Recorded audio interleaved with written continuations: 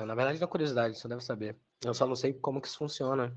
Mas carvão ativo é tão conhecido, né, pela sociedade em geral, que pra gente que tem bichinho, o pessoal sempre fala pra ter carvão ativo em casa, né? Pela questão de gente que tenta envenenar, essas coisas. Eu tenho Ah, carvão não, ativo. não sabia que aí se o bichinho fica envenenado, você dá carvão ativo pro. Funciona por causa do chumbinho. Eu não sei qual é o sítio ativo do chumbinho, mas o pessoal fala que quem tem esse problema, quando o pessoal joga comida com chumbinho, carvão ativa, é tiro e queda. E o chumbinho não é nem chumbinho, é um carbamato da vida, alguma coisa. Não sei porque falam chumbinho, mas é porque eu tenho Ah, um aluno que é da Polícia Civil, ele faz muito essas análises, de vez em quando, vários tipos de envenenamento. Aí fala, é algum carbamato da vida, que eu também não sabia. Mas eu vou falar um pouquinho de sítio ativo, de carvão ativo hoje, ainda a gente vai entender como é que ele como é que pode funciona. ser, né? É. Exato. Bem, vamos lá. Vou mostrar aqui. Esse slide eu já mostrei na última aula. Ou, se eu não me engano, eu terminei aqui, quer dizer, eu terminei no próximo, mas só queria dar uma lembrada, que são os tipos principais de materiais sortivos. Né? Aí eu acho que eu mostrei, ou eu falei, peraí, vamos mais devagar.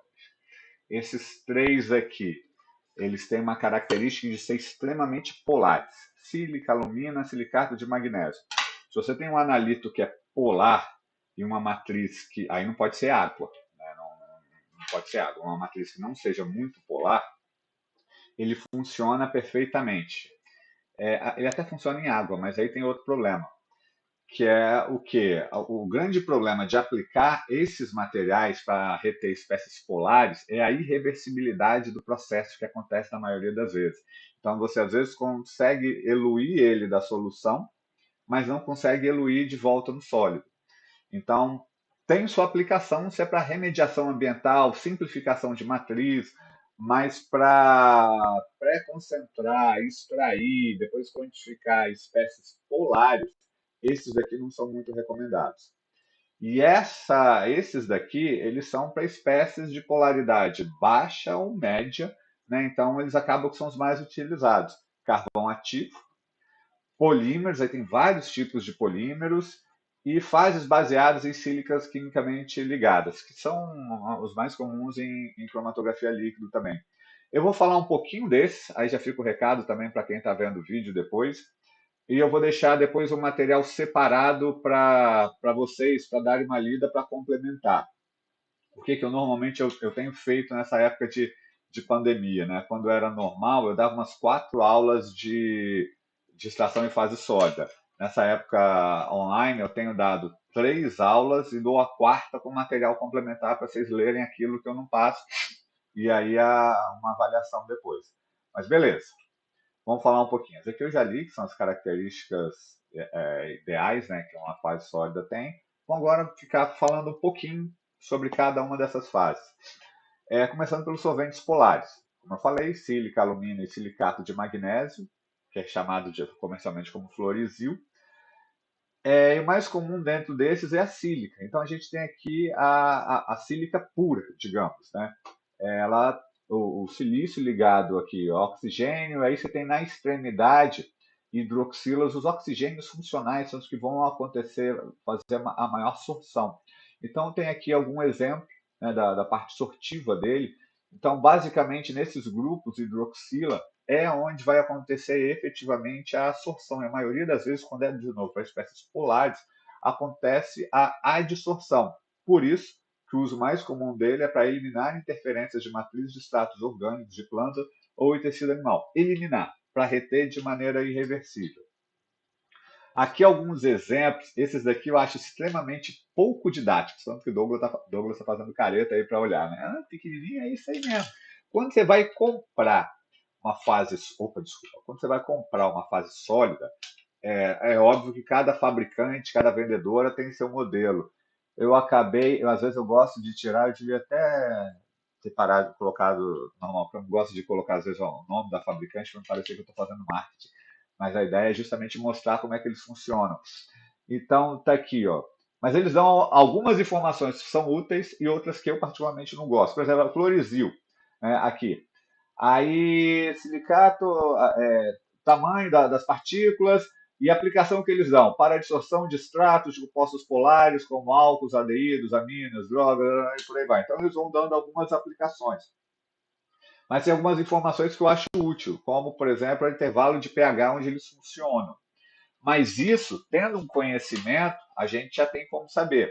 Né? O material que eu vou passar para vocês, isso está bem claro, mas de uma forma geral, a sílica, qualquer material à base de sílica, ela tem um intervalo de pH útil ali que funciona, que é no máximo, na melhor das histórias, entre 1,5, 2, ou 8 ou 9. Né? Não dá para funcionar em intervalos mais ácidos que 2 e mais básicos que 8 ou 9. Então, ele dá aqui uma que ele diz as faixas melhores e por aí vai. Bem, carvão ativo. Carvão ativo tem algumas coisas muito interessantes sobre ele.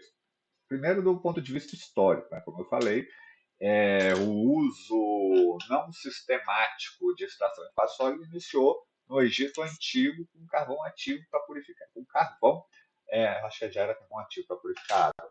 E qual a diferença entre o carvão comum e o carvão ativado? Esse processo de ativação do carvão normalmente é um processo térmico barra químico.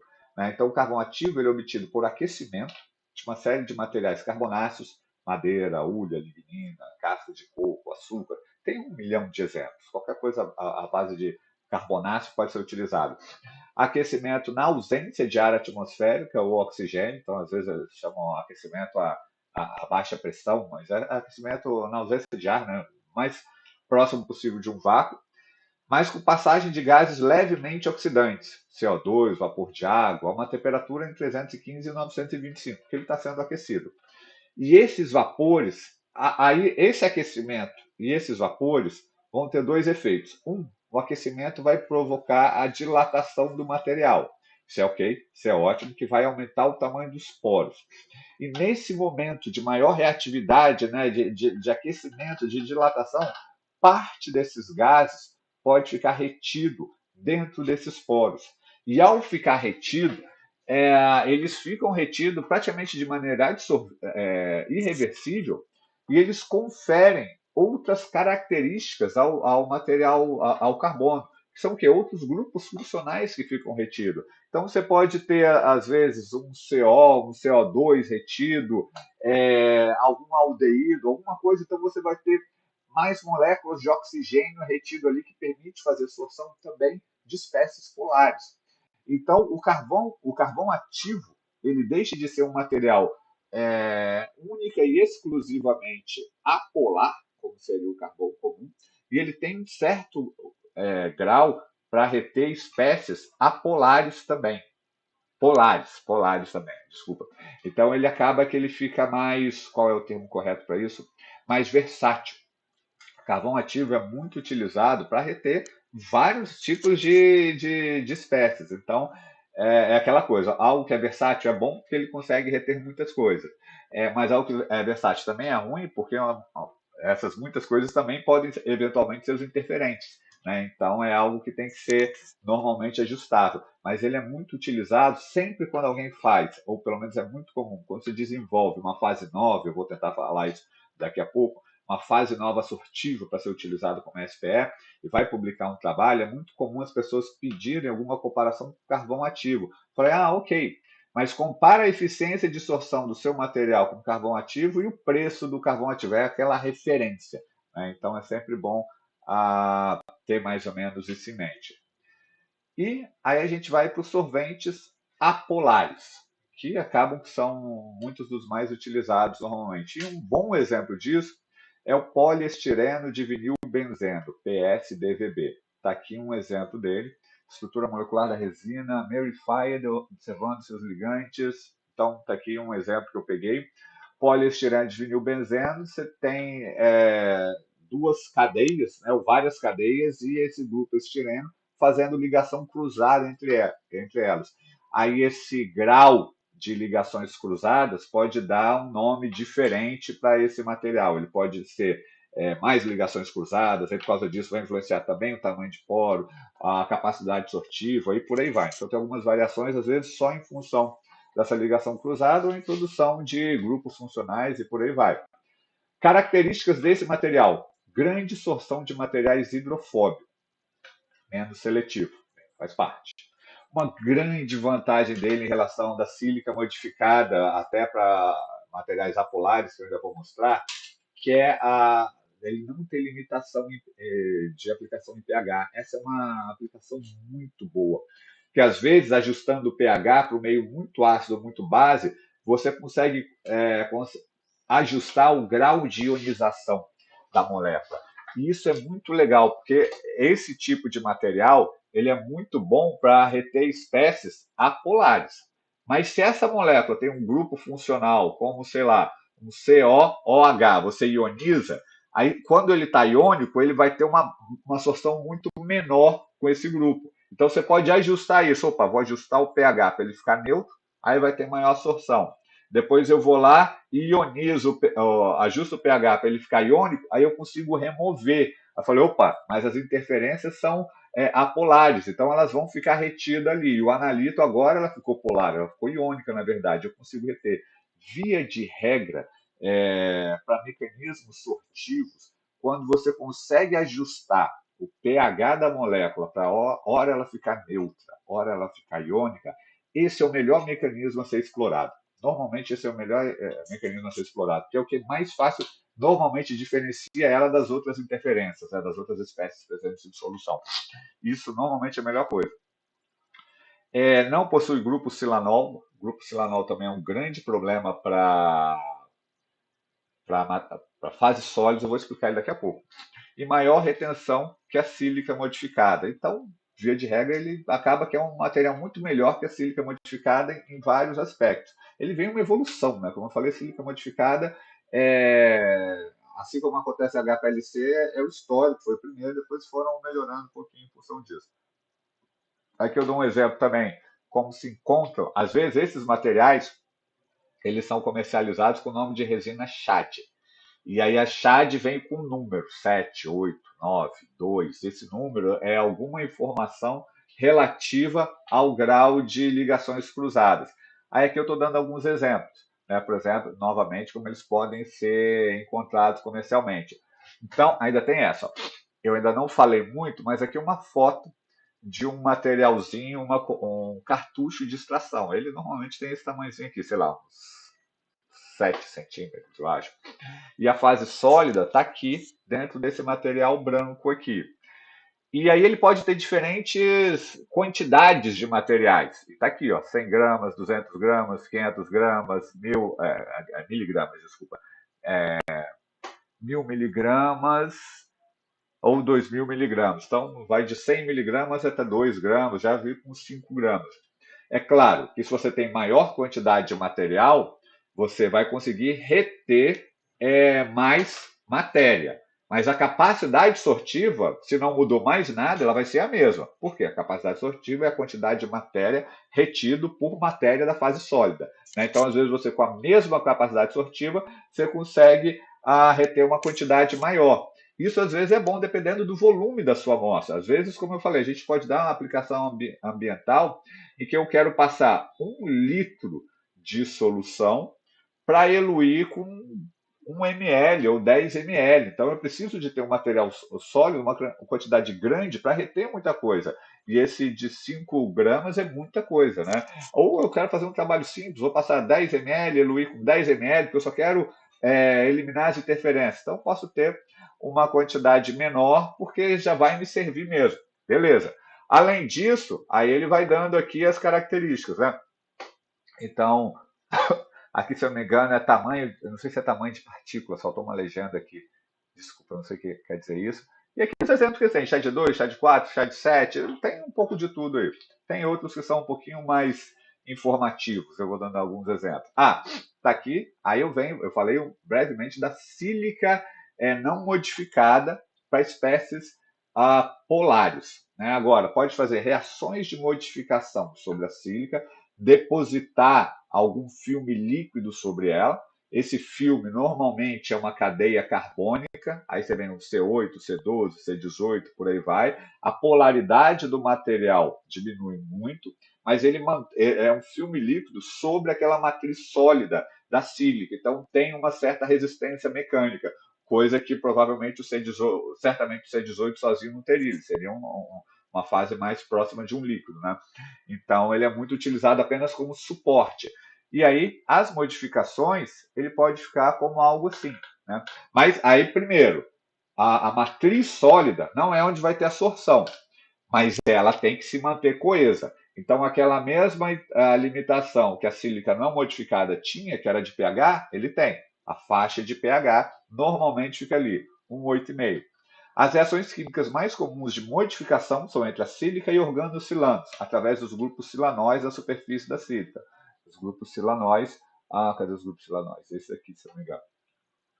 Na superfície da sílica. Grupo não polar, polar ou iônicos, podem ser preparados, variando a natureza do grupo orgânico. Então, você pode pegar uma sílica, que é um material, como eu falei, extremamente polar, extremamente adsortivo, colocar um grupo longo carbônico, e no final, uma extremidade, que pode continuar sendo apolar, pode ser polar, ou pode ser até mesmo iônico. Então, com essas reações, as pessoas transformam esse material em algo extremamente versátil, com várias aplicações, né? Então, aqui tem ele é um C18 mesmo, que ele está sendo utilizado para reter ou essa fase aqui. Ele vai reter melhor essa porque ela é mais similar, né?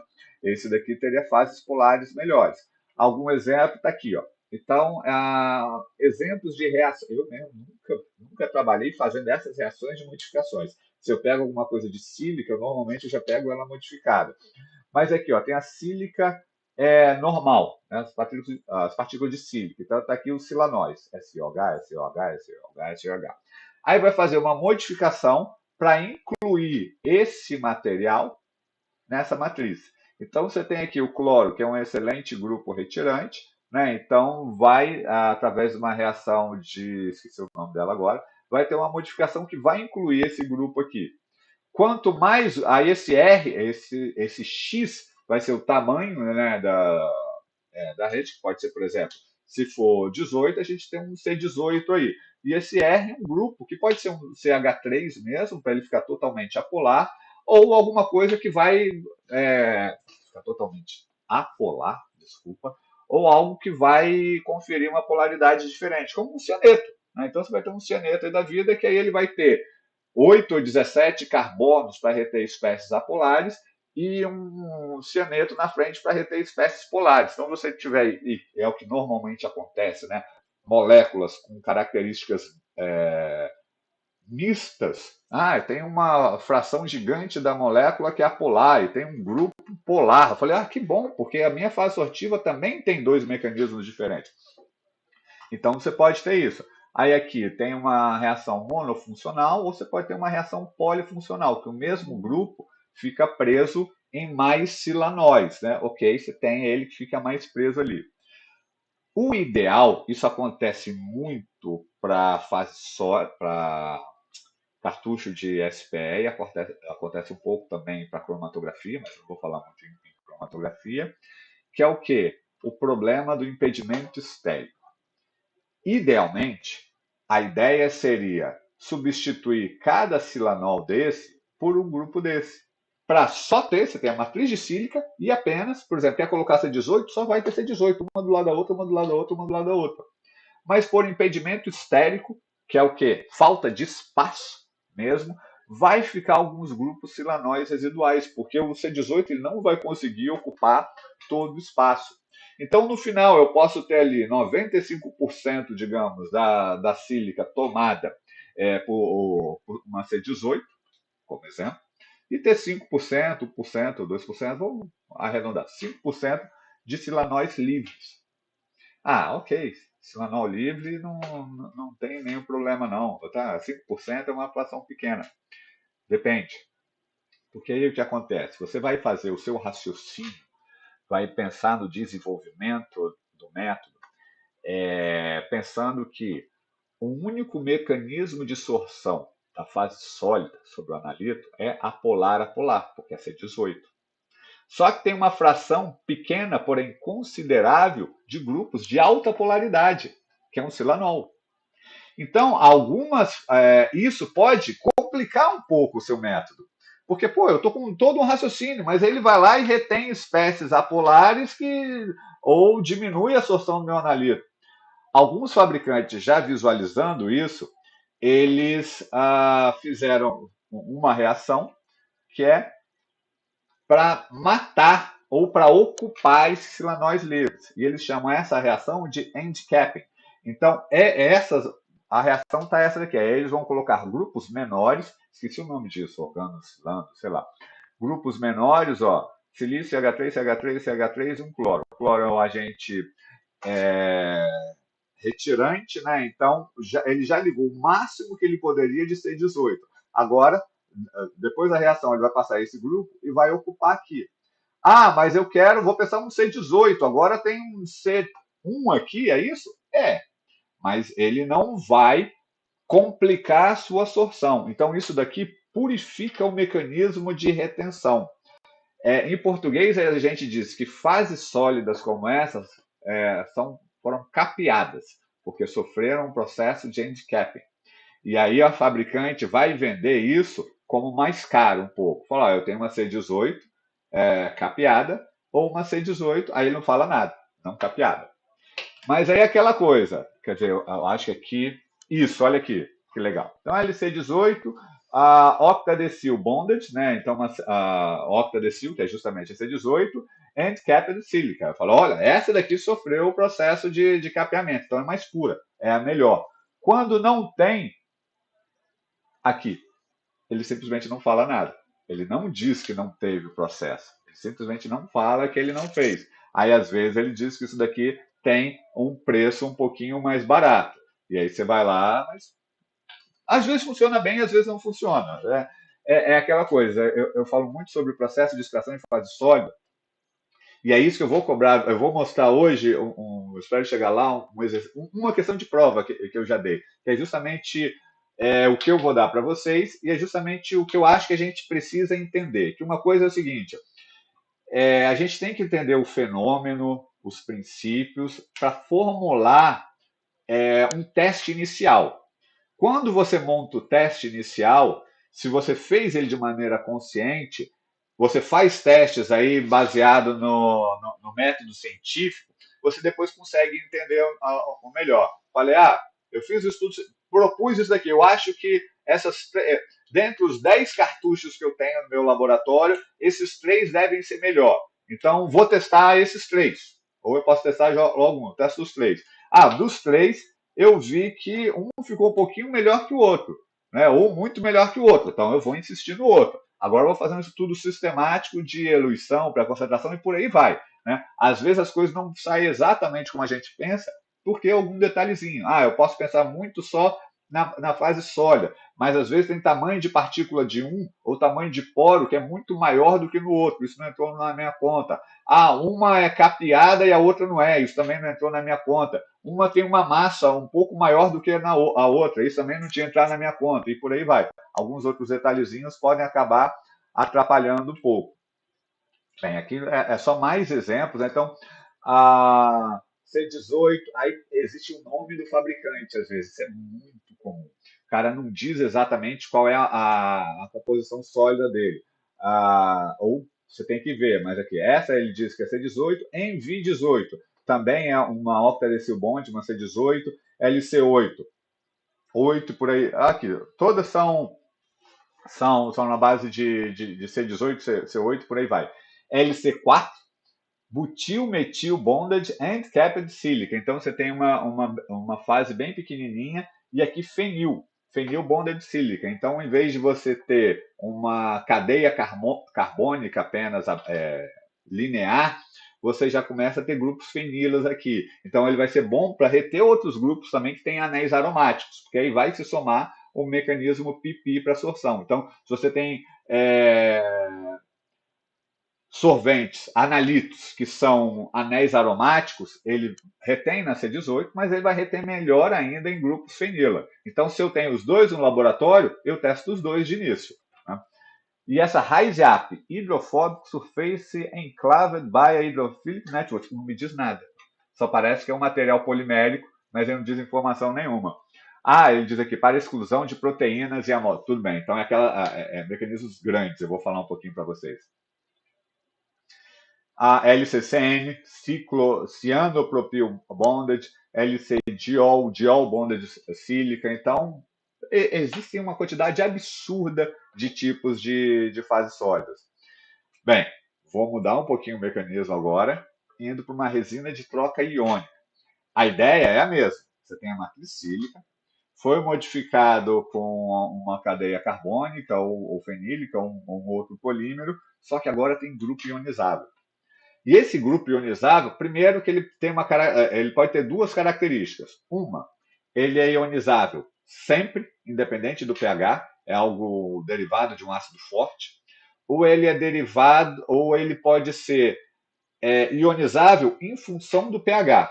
Todos os dois têm suas vantagens e desvantagens. Né? Por exemplo, se é algo que está ionizável sempre, que bom, ele não vai nunca perder a capacidade de reter. Isso pode ser muito bom. Ou isso pode ser muito ruim também. Porque às vezes eu posso simplesmente, vou cortar a capacidade de retenção dele que eu consigo liberar o analito. Então, existe isso que poderia ser uma desvantagem. No entanto, o próprio analito pode ser ionizável em função do pH. Então eu tenho a vantagem lá. Né? Desionizo, nem sei se existe essa palavra, desionizo o analito, né? Ele fica na carga neutra, mas a fase sortiva continua solvendo, só que não vai ter nada para ele reter lá, então passa. Mas aí tem os dois nomes para isso, que são os trocadores fortes, que isso pode ser para cátions e para ânions. Basicamente, o que eles são? Trocadores fortes, de cátions e de ânions. Espécies que estão sempre ionizáveis.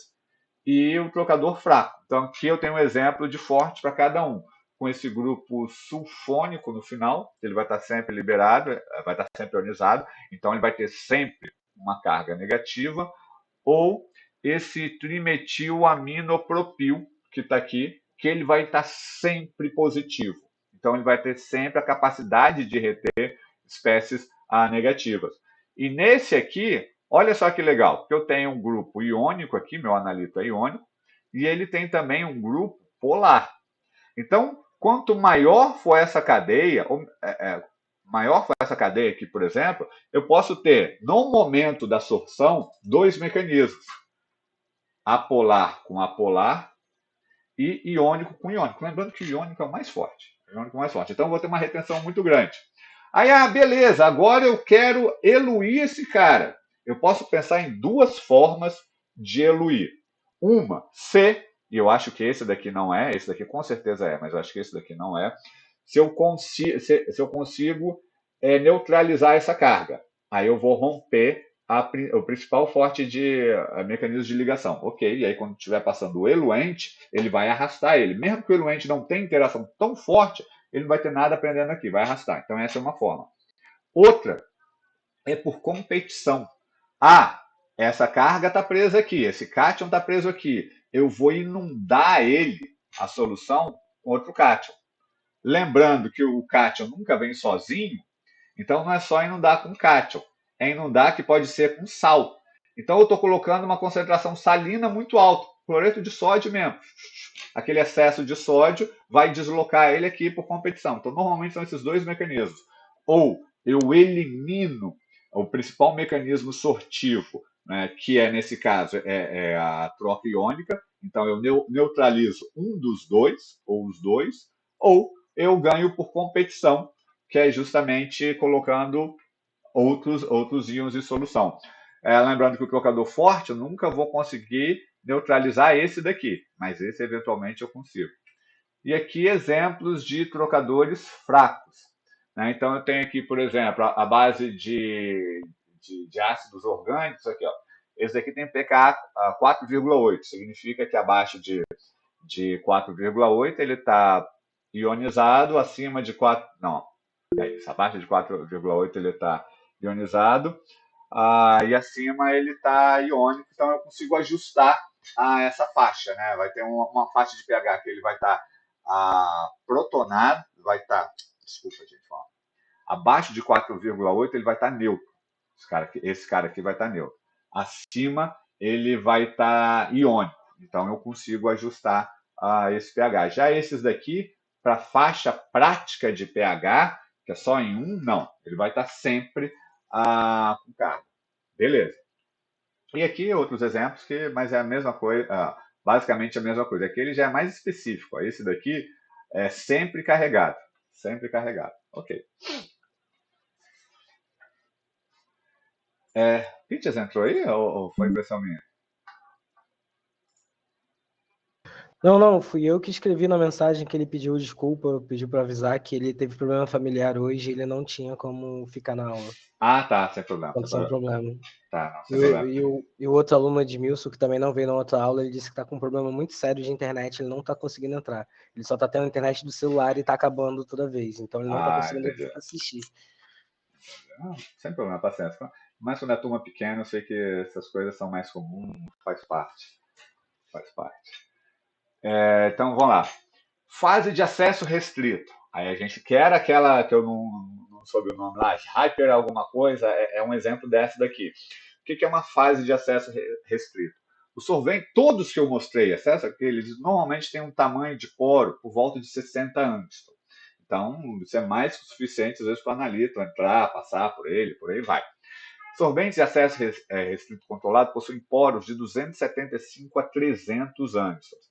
Então, ele já tem um tamanho muito maior, mas esse tamanho muito maior, ele ainda vai ser aplicado para soluções em que as partículas são ainda maiores, que são macromoléculas, tem exemplos de macromoléculas, não são exatamente polímeros, aplicações biológicas, me fugiu o nome agora.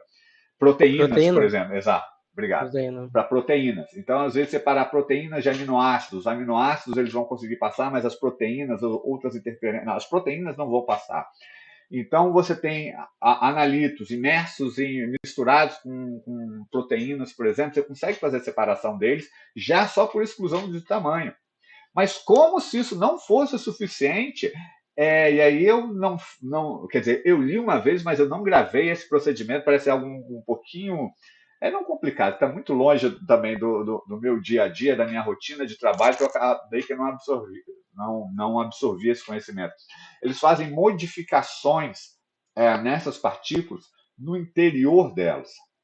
Então, a modificação nas partículas fica apenas no interior dessas fases sólidas. Então, ele tem ainda um mecanismo que é a separação do tamanho, só as partículas menores que vão entrar, e só essas partículas que entram nas fases sólidas que vão ter a capacidade de sofrer a retenção ali.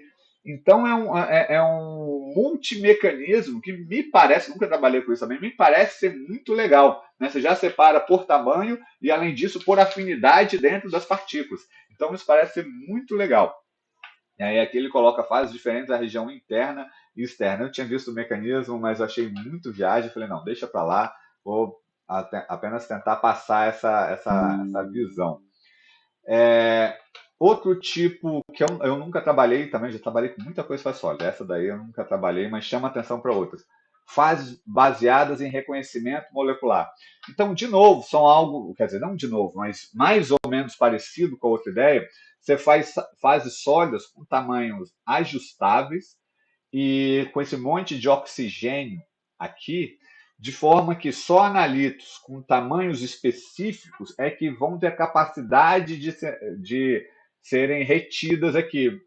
Partículas muito menores vão ficar muito longe desses pontos sortivos, né, e podem passar direto, e partículas muito grandes não vão ficar aqui. Então, aqui é um exemplo de preparação de um éter de coroa quimicamente ligado a sílica. Então, está aqui uma simplificação da modificação e a partícula final está essa daqui, ó, uma sílica modificada, aquele do CH3 mesmo, e o mecanismo de dissorção vai acontecer nesse cara aqui, também, de novo, para moléculas maiores. Né? Essa aqui eu vou colocar como exemplo depois para vocês verem. E essa daqui me parece ser algo mais fácil de trabalhar, né? Ou pelo menos, eu também nunca fiz isso, mas eu li no livro para esse mesmo exemplo, que foi por uma aqui, ó, benzoileuergonina, né? Ergonina, que é o principal metabólito da cocaína. Então, o que o cara fez? As fases sólidas comerciais, elas vêm em cartuchinhos que esquematicamente são parecidos com essa. Então, aqui você pode ter uma C18, aqui você pode ter um fenil, e aqui você pode ter uma troca iônica, e você pode comprar ele em diferentes fabricantes, mas normalmente esse tamanho independente até às vezes do formato desse cara, que ele pode ser um pouquinho mais largo, um pouquinho mais fino, um pouquinho maior, mas normalmente esses tamanhos são os mesmos, independente da fabricante, e esse tamanho aqui também é o mesmo. E ele consegue às vezes encaixar um no outro. E por que eles fazem isso sendo iguais? Porque tem dispositivos comerciais que são feitos para vocês fazerem uso de qualquer uma dessas fases sólidas. A gente vai fazer, eu espero que a gente faça uma aula prática, faz tempo, a Flávia está muito animada para fazer essa aula prática, faz muito tempo que a gente não faz aula prática para essa disciplina, e aí a Flávia vai fazer uma, né, eu vou fazer outra, e a que eu sempre faço é de SPE. Então eu tenho um dispositivo desse que, como eu falei, eu trabalhei muito, eventualmente eu ainda uso, e dá até para mostrar isso. Uma, ela encaixa na outra. É muito comum, às vezes, fazer isso. E isso é bom por vários motivos. Um, se você tem duas iguais e você encaixa uma na outra, você está duplicando a massa de fase sólida que tem lá. Então, às vezes eu tinha 100 miligramas, mas eu não conseguia reter tudo. Junto duas, tem 200. Ok, retém. E outra, que é o que eu vi nesse livro que eu peguei, eu achei muito interessante, que é fazer mecanismos mistos. Ah, fala, olha, eu tenho aqui uma benzoilecogina que parte dela pode ser ionizável, esse nitrogênio aqui ela pode ser ionizável dependendo do pH, né? Se estiver meio ácido, ele vai ganhar carga. Então eu coloco uma fase sólida que é C18 e outra fase sólida que é troca iônica. Aí naquele pH, uma fração pequena dessa molécula vai estar ionizada. Ok, eu vou ter mecanismos múltiplos agora. Parte dele vai ser retido aqui, parte dele vai ser retido aqui. Então eu estou colocando mais mecanismos de distorção. Eu mesmo nunca trabalhei assim, mas eu achei a ideia interessante misturar a fases sólidas para fazer a absorção. Parece algo bem possível de fazer. Aqui também, mais exemplos de como esses materiais podem ser apresentados pelas fabricantes. E essa eu achei, digamos, mais didático. Né? Então aqui está de outra fabricante, esqueci não, é porque eu tirei. Aqui, dá um exemplo de marca, essas são marcas comerciais, Strata X ou Strata XL, se não me engano, da Phenomenex, a empresa que comercializa esse material. E aqui, isso é daqueles, não é kitzinhos, folders, né, que eles divulgam o material.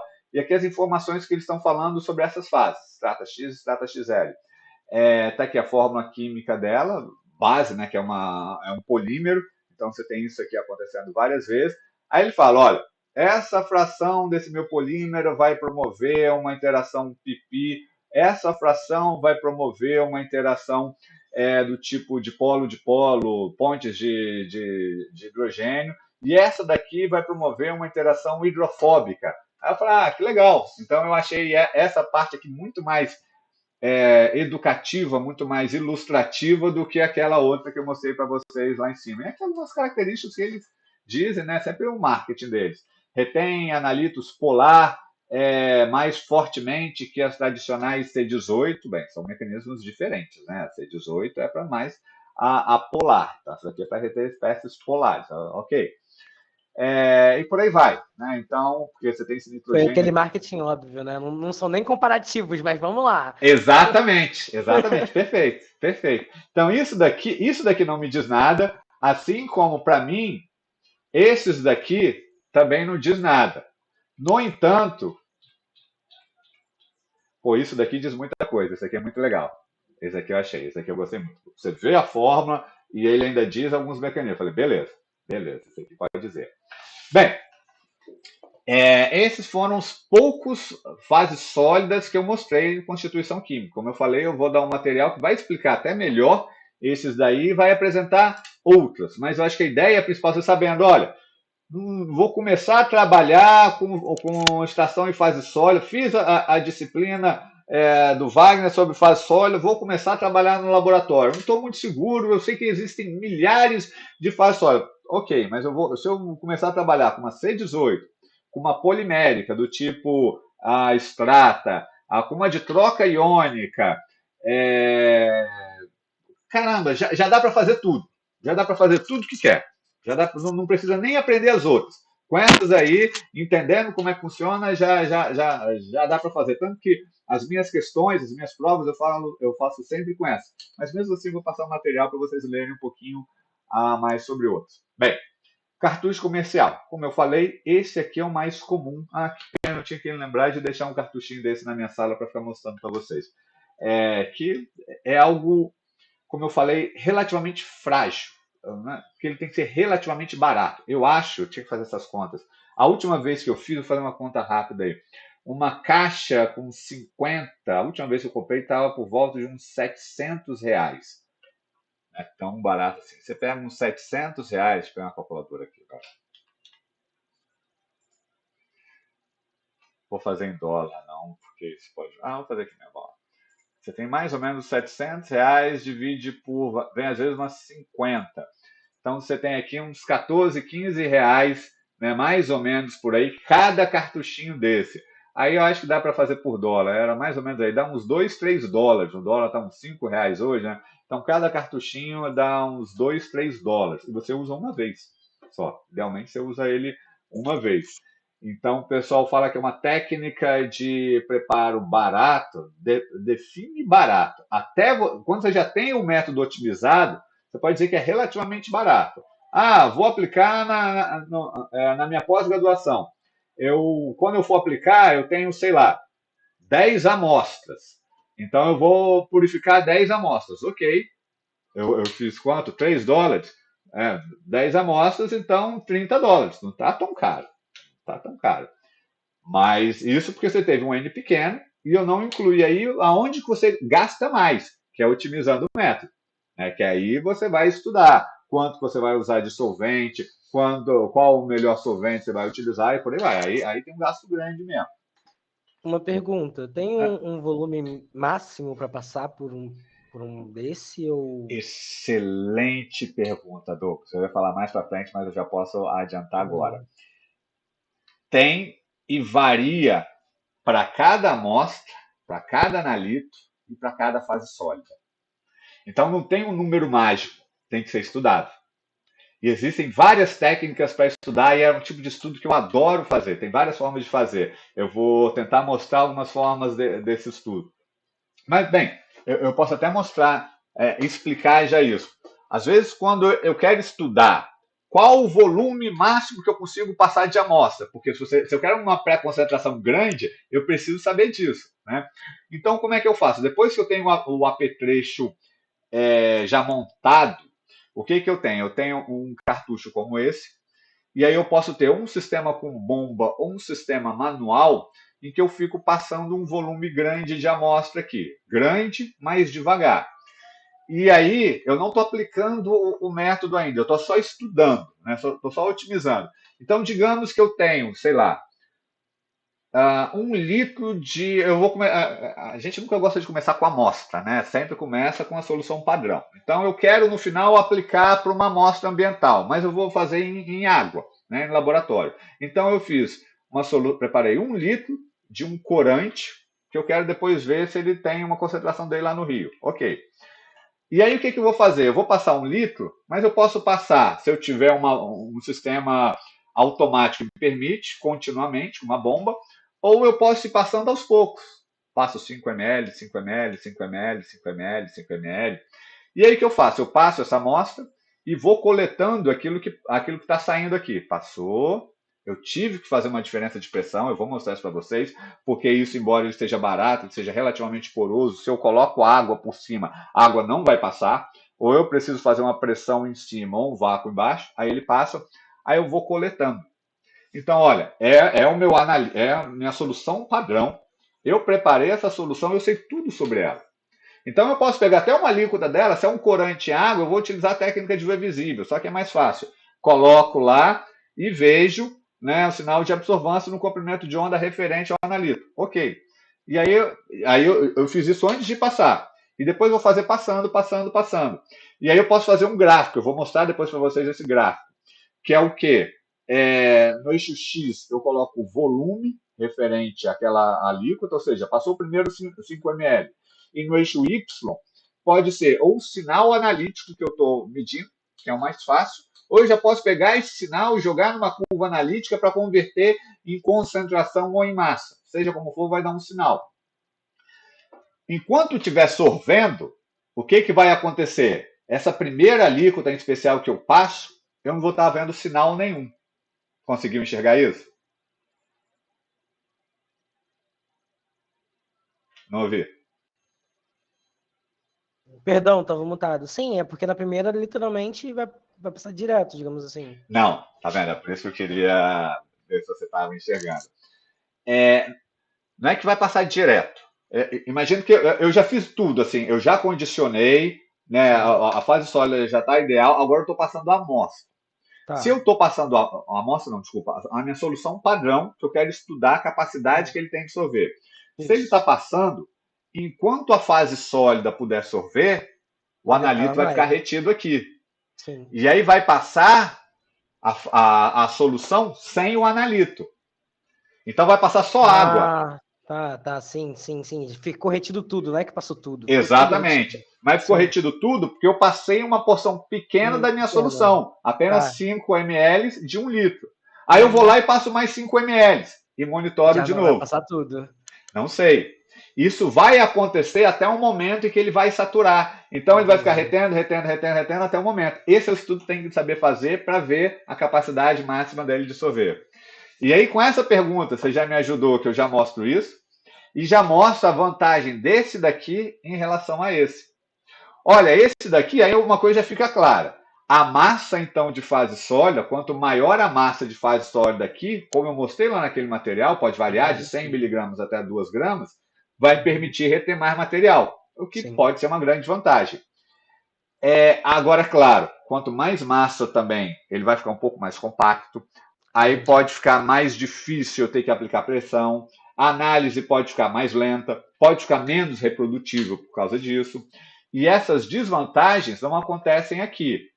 Isso aqui às vezes é confundido. Isso aqui ele tem uma cara de filtro de purificação de solvente para HPLC. De novo, você nunca trabalhou, mas eu fico com esses exemplos na cabeça. É muito comum. Então você tem esse daqui, filtro de plástico, que ele pode ser separável ou não, aí você abre ele e coloca aqui embaixo duas membranas. Essa daqui, como ele colocou, um pré-filtro, que é opcional, que às vezes é só uma barreira porosa, é só um filtro mesmo para reter Beleza. material, impureza. E aqui, que é o sorbente propriamente dito, que é a fase sólida. Então, ele é um material bem fino e ele vai ter um mecanismo de sorção. Qual é a grande vantagem desse tipo de material aqui? As análises são mais rápidas, porque você tem uma camada muito fina de fase sólida. Então é mais fácil de fazer nele. Qual a grande desvantagem? A capacidade que ele tem de reter matéria é Muito menor. muito pequena. Exato, é muito baixa. Ah, mas se às vezes você tem uma fase sólida, um analito extremamente diluído dentro de uma amostra ambiental, talvez ele sirva. Então pode ser ótimo. Se não, eu particularmente eu nunca trabalho com esse. Eu sempre trabalho com esse. Porque esse daqui atende. Então eu sempre procuro trabalhar com esse. Mas essas são as variações mais comuns dos cartuchos comerciais. Ok. Aí olha só, aí aqui já é a segunda parte. Ok, eu tenho o cartucho. Como que eu vou usar o cartucho? Porque como eu falei para vocês, né? Bem, estou falando para você, mas eu estou contando que os outros estão assistindo aí depois. Que na hora que você vai passar essa solução por ele, vai passar essa solução pela fase sólida, você precisa causar uma diferença de pressão.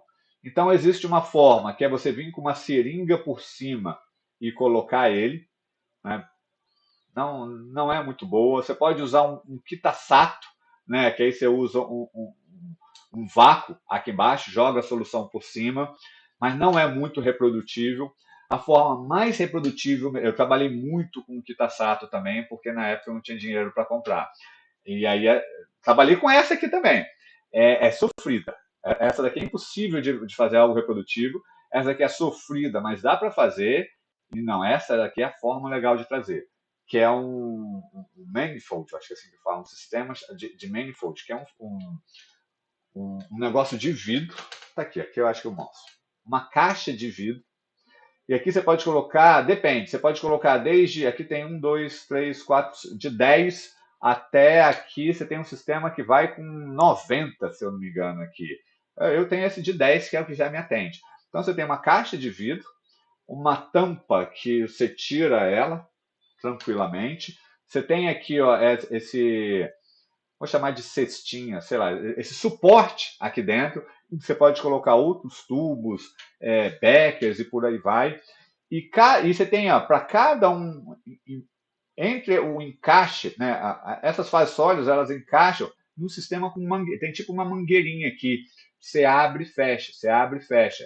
Então isso aqui é perfeito, tanto para você desenvolver método, quanto para você trabalhar em rotina, trabalhar vários ao mesmo tempo. Que aí você liga isso aqui, um sistema de vácuo, uma bomba de vácuo, você aplica o vácuo aqui dentro. E aí você faz todas as etapas. Lembrando, deixa eu ver se é o que eu coloquei aqui. Ou você pode até trabalhar um volume muito grande de amostra. Você coloca aqui a bomba de vácuo de um lado e uma bomba peristáltica do outro para você bombear um volume grande de amostra por cima e ainda faz a bomba de vácuo por baixo. Então você pode passar até 1 litro, 5 litros de amostra aqui e depois você troca. Porque lembrando, quer ver? Eu vou deixar para explicar a parte de trabalho na próxima aula, mas dá para tentar mostrar o funcionamento disso. Eu vou procurar esses vídeos depois, Douglas. Deixa eu ver isso aqui. É porque eu acho que eu já tinha visto algo semelhante, mas eu não sabia o nome, nunca vi o nome. Então, eu acho que eu estava pesquisando aleatoriamente. Do you love Gantt charts? Here's how easily you can build one and click it. Eu gosto da engenharia, né? Eu tava vendo. Let's map out the tasks for your Gantt chart in this list. Não, é legal. Cadê? Desculpa, eu tô vendo aqui na outra janela. Deixa eu colocar aqui para ver se é essa mesmo. Isso. Pronto, aí aproveita que já fica como demonstração. Porque esses que são mais tecnológicos é muito difícil a gente visualizar, porque a gente não teve nada disso na faculdade. Então. Eu vou mostrar para você. Não, mas não é esse não. É algo que é. Não precisa ser exatamente esse. No final ele. Esse daqui na verdade é um sistema de purificação de solvente para HPLC. Nossa, então. Eu não achei. É um sistema como esse. Não, mas eu vou mostrar, deixa eu ver se eu acho aqui.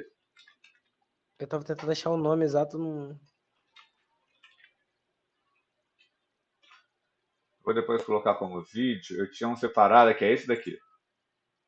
O nome tá em outra. Vacuum Manifolds, não tava pesquisando assim.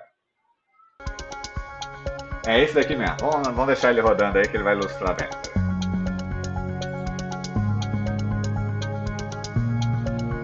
Então você vê, tá montadinho aqui por cima. Nesse caso aqui, ele tá ligado a uma bomba de vácuo embaixo, isso daqui para mostrar o vácuo. E ele tá colocando manualmente por cima. Né? Não tem problema. Aí ele tá colocando tudo agora. Ele provavelmente já fez a primeira etapa, que foi condicionar. Então ele já condicionou, colocou tudo por cima. As mangueirinhas estão todas fechadas. Olha aí, estão todas fechadas. Deve ter alguma aberta. Ele deve ter alguma aberta que já está passando. Aqui, ó, essa aqui está aberta. Está aberta, tá aberta. Exatamente. Como tem a diferença de vácuo, a solução vai passando. Aí está fechando uma. Então, olha que legal, já está purificando, já tá passando uma solução diferente aqui. E aqui, eu não sei qual é o método que ele está fazendo. Se, de repente, por exemplo, está com cara de ser material orgânico, né? Então talvez ele esteja usando uma fase sólida que seja polar, a interferência esteja ficando retido e o extrato orgânico está passando. Então ele não precisa fazer mais nada, ele não precisa eluir. E depois eu vou pegar um exemplo que eu acho que é mais com a cara do que a gente normalmente faz aqui, que é o contrário disso. Tá ficando sólido, né? Exatamente. Depois a gente ilui. Exatamente. Desculpa. Mas eu gostei da dinâmica, você faz em mais vezes, é bem exato. Mesmo. Quando você já tem um método desenvolvido, eu quero fazer isso aos montes, então você vai lá e você faz. E uma coisa e vocês vão fazer isso na aula prática aqui. Porque, por exemplo, vamos imaginar que a gente está estudando o primeiro método inteiro, né? Então eu vou condicionar, eu tenho que condicionar a amostra. Então eu tenho aqui, ó, eu vou colocar só um para facilitar. Aqui dentro eu coloco um becker, que vai ser, digamos, um rejeito, um lixo. Okay. Então eu vou. Etapa de condicionar. Venho com a micropipeta, jogo 1 ml de água aqui. Essa água passou, abri a torneira, a água passou e caiu no becker. Ok. Agora eu venho e vou colocar, sei lá, 10 ml de amostra. Eu venho com uma micropipeta e vou colocando ou de 1 em 1 ml ou 2 em 2 ml aqui por cima. O vácuo está ligado, ela tá aberta. Aí a solução está passando e vai caindo aqui no becker também. Isso para mim é lixo, porque eu não quero o solvente. Passou 10 ml de amostra. Ok. Antes dela secar, esses 10 ml secarem, quando está no finalzinho lá descendo, a última fração de água que eu coloquei, eu vou rinçar, né, que é lavar, retirar eventuais interferências. Posso colocar mais 1 ml de água para retirar a eventual interferência que ficou. Ok. Agora o que eu faço? Eu fecho essa torneira, porque agora é quando eu quero retirar, porque idealmente ele ficou retido na fase sólida. Agora eu quero retirar da fase sólida. Então eu fecho a torneira, eu quebro o vácuo, eu levanto a tampa, eu pego aquele meu becker que eu coloquei ali, que era rejeito, jogo fora aquela solução, e agora eu coloco um outro tubinho, se eu quiser já coletar no tubo, um outro becker, coloco aqui, essa estante é furada, eu posso colocar becker aqui, e repara, tem isso aqui que é longo, que ele leva até mais próximo do. Exato. Então eu posso colocar um tubo Falcon, por exemplo, que esse tubo vai ficar por dentro, coloco ali, ligo o vácuo de novo e agora eu coloco o meu solvente para fazer a eluição. Esse solvente vai passar, vai retirar o que está aqui na fase sólida e pronto, retirei ele. Quando e é o que a gente vai fazer, uma solução colorida, é mais fácil a visualização ainda, porque a gente vê, essa fase sólida é branca e a porosa, a gente vê o corante retido aqui na fase sólida e depois a gente vê o corante sendo retirado aqui. Então a própria observação visual de um corante em concentração alta, obviamente, já mostra isso. E aí várias coisas a gente pode fazer em função desse cara aí. Então é muito legal, a engenharia é bem simples. Eu vou colocar um vídeo aí mostrando sobre isso. Eu tenho alguns separados já. E lembrando, qual o problema? O único problema desse daqui, problema, é o custo. O primeiro mundo não se preocupa com isso. Nós nos preocupamos. Como eu falei, cada fase sólida dessa, cada cartuchinho, dá uns $2. Uma caixa dessa é cara, custa uns R$5.000. Uma bomba de vácuo que a gente tem aos montes quando é laboratório também não é baratinho, uns R$3.000 aí uma fase sólida. Além de tudo, eu quero usar uma bomba peristáltica, que é para fazer transferência de alto volume. Uma bomba peristáltica uns R$10.000. Então é caro fazer esse trabalhinho. É caro, não é barato não. E aí, tenho certeza que foi brasileiro, eu nem sei, eu até acho que foi, mas agora eu fiquei na dúvida. Pensou numa forma muito mais econômica de fazer a mesma coisa. Patenteou e deu nome. Disposable Pipette Extraction. Extração. Qual a melhor tradução para disposable? Não é reciclada, é dispensável. Vou usar essa. Extração em pipeta dispensável. DPX. Olha isso aqui. Você consegue identificar isso aqui, Douglas? São duas ponteiras azuis de pipeta. O cara cortou as duas, uma virou a tampinha da outra.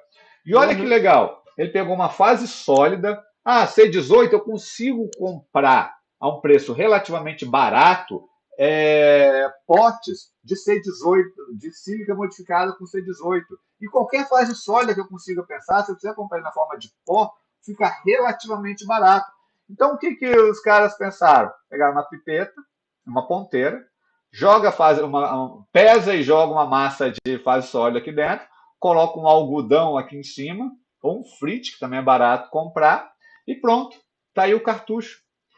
E nesse formato, olha que legal, ele pode fazer todas as etapas de pré-extração com uma seringa. Agora ele pega é claro que o volume de amostra vai ser muito menor. Então, qual é a primeira etapa que tem que fazer com essa fase sólida?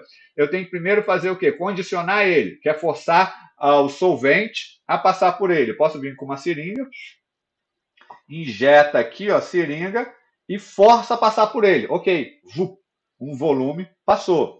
Depois eu vou fazer a adsorção da amostra.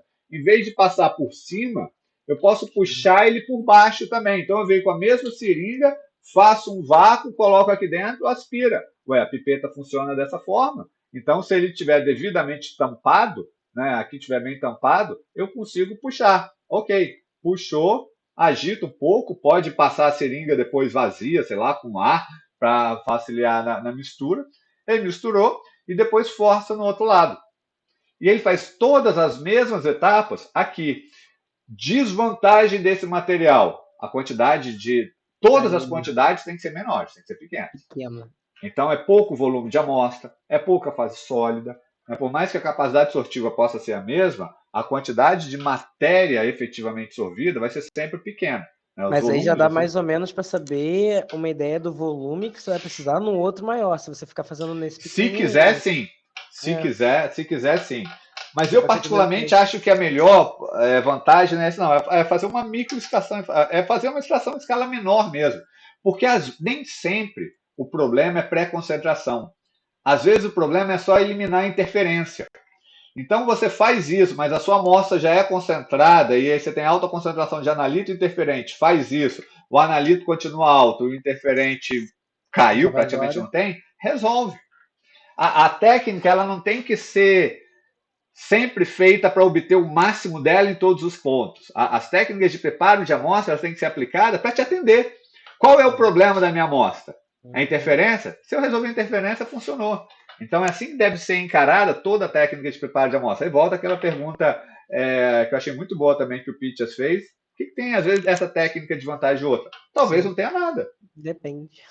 Mas atende o que eu quero. Se eu tenho várias técnicas que atendem o que eu quero, eu vou escolher ou a que é mais barata ou a que eu tenho mais afinidade. E depois vou tentar justificar. Exato. Eu quero usar, sei lá, quero fazer uma determinação forense de. Não, forense não, porque forense tem a limitação legal. Né? Eu quero que aí a justiça diz qual técnica tem que ser. Bem, eu vou aplicar, então, sei lá, no meu trabalho de pós-graduação, eu vou fazer a quantificação de um contaminante em água. Eu posso usar a técnica que eu prefiro. Se a técnica for exata, precisa, eu uso a que eu achar melhor. A mesma coisa vale para preparo de amostra. Eu vou usar aquela que me atende. Pronto. Tem a questão também, né, dos artigos, né? Vou tentar ir para o que está na moda, para o que está sendo em voga, mas se eu não tiver na UF, por exemplo, aí a gente se vira. Sim. Mas a gente procura essas coisas. Né? Eu digo que dentro de analítica, fora que o analítico gosta muito de, agora virou moda, já tem um tempo, de síntese, né? Então o analítico tem sido muito comum, o analítico sintetizar material para aplicações analíticas. Pontos quânticos, fases sólidas, eletrodos modificados, por aí vai. Isso é muito comum. Mas apenas método analítico pelo método analítico, eu costumo dizer que normalmente, pensando em fazer um trabalho para publicar artigo, você tem normalmente duas formas de pensar e de vender o seu material. Uma, quando o método em si que você está fazendo é um método novo. É uma coisa assim, diferente de tudo que existe. Então você vende um material, você vende um artigo, porque aquilo é novo. Fala, ninguém nunca fez isso. Às vezes ninguém nunca fez porque esse método é tão ruim, ou é tão difícil, ou é tão caro que não vale a pena. Mas tudo bem. Você ainda assim você consegue fazer. O cara pode te criticar, mas os outros são melhores. Sim, os outros são melhores, mas o meu é diferente. Mas você tem que tentar justificar. Ok. Eu lembro do método da gota, que é muito difícil de fazer no líquido. Na gota em cima não faz sentido, mas é um método novo, vai. Exatamente. Eu, parte do meu doutorado, eu fiz com fosforescência estado sólido. É algo tão trabalhoso de fazer que no Brasil ninguém mais fazia na época. Não sei se hoje ainda faz. É extremamente difícil de fazer, mas tá lá. Tudo que a gente fazia, a gente publicava, porque ninguém mais fazia. Ok. E o outro é quando a outra forma de pensar é quando o resultado daquilo que você obtém é interessante. Então eu estou utilizando um método já batido, todo mundo fez, mas poxa, por causa daquele método eu descobri que tem um contaminante novo que foi jogado na Bahia, na Bahia aqui de Niterói, que as praias das regiões oceânicas são contaminadas. Então, quando o resultado em si é novo, por exemplo, eu publiquei um trabalho há muito tempo em que eu determinei a resíduo de cocaína em nota de real. Eu não usei ferramenta nova, mas ninguém nunca tinha feito trabalho no Brasil sabendo a quantidade de cocaína que tinha no trabalho de real. Então o resultado é novo. Claro, seja como for, você tem que comprovar que o seu método está preciso. É exato. É que eu queria dizer. E você faz isso como? Comprovando com outros métodos que existem na literatura. Mas aí já é outra coisa. Outra questão rapidinho, professor, perdão. Uhum. Agora, em relação ao método, ele botou um algodão ou outro nome que eu já esqueci, que você falou que também é barato, Fritz, na parte de cima, mas ele está puxando a nossa amostra por baixo. O algodão, ele não deveria passar a amostra pelo algodão para ser mais preciso? É porque, dependendo se ele vier com uma... Eu até acho que isso pode funcionar de mais de uma forma. Eu acho. Porque, por exemplo, esse aqui, ele me parece ser algo diferente desse aqui. Né? Esse aqui, tá. ele, né, porque esse aqui já, digamos, foi o comercial. Que aí Entendi. pegou a ideia e gourmetizou, né? Fez ele ficar mais bonitinho. Esse aqui não, esse aqui eu acho que o cara tira a tampa e faz tudo com a ponteira mesmo, vai sempre por baixo. Sempre por baixo. Sempre por baixo sai, sempre por baixo sai. Mas a ideia é que esse daqui seja mais barato que esse daqui. Quer dizer, que o outro. Né? Não sei se acontece. Uma rápida comparação que eu falei, a gente vê muito isso nos livros, os princípios do SPS são muito parecidos com os princípios do HPLC. E eu achei essa tabela aqui em um livro, eu sempre gosto de comparar. Mas algumas diferenças. O HPLC, às vezes, é o mesmo tipo de fase sólida, mas tamanho de partícula muito menor, compactação muito menor, e aí você tem que usar uma pressão muito maior. Só isso faz toda a diferença. Só isso faz que, enquanto a coluna de HPLC tem que trabalhar em pressões de, às vezes, 3 atmosferas, aqui é 1,1, 1,2 atmosférica. De forma que o SPE pode ser de plástico e o HPLC tem que ser de aço. Tamanho de partícula está aqui, ó, de 1,5 a 5 micrômetros, aqui de 40 a 60 micrômetros. Né? Então, partículas muito maiores. Formato HPLC esférico ou quadradinho. Esférico é melhor, porque você tem o máximo de compactação, mas quadradinho, às vezes, parece que é um monolito, né? Que não vai ter área disponível. Irregular, porque é mais fácil obter partículas irregulares. E aqui, os outros parâmetros que são eficiência já de modos relacionados à eficiência do HPLC, não vou falar isso não, só isso aqui que eu acho que é legal. O custo da coluna aqui, eu fiz a conta e acabou que deu certo, né? 400, 300 dólares para uma coluna de HPLC e $1 a $2 cada cartuchinho de SPE. É isso daí, ainda tá mais ou menos isso. Bem, agora eu vou começar com a parte de desenvolvimento do método, relembrar aquilo que eu já falei e mostrar alguns exemplos. Mas isso eu vou deixar para falar na próxima aula. Não tem problema não. Bom, alguma dúvida, Douglas? Não? Eu acho que foram todas hoje, durante a aula. Foi bom. Beleza. Então, na próxima, eu acho que a gente vai conseguir aplicar mais. Que aí eu vou dar eu vou dar exemplos, né, e pedir para a gente interpretar os resultados que esses pesquisadores obtiveram e depois tentar propor exatamente como a gente vai fazer na avaliação. E aí eu já deixo mais material separado. Beleza, pessoal? Bom, hoje é terça-feira, então até quinta-feira, depois da manhã. Falou, meu caro, um abraço. Valeu, professor. Tchau, tchau, gente.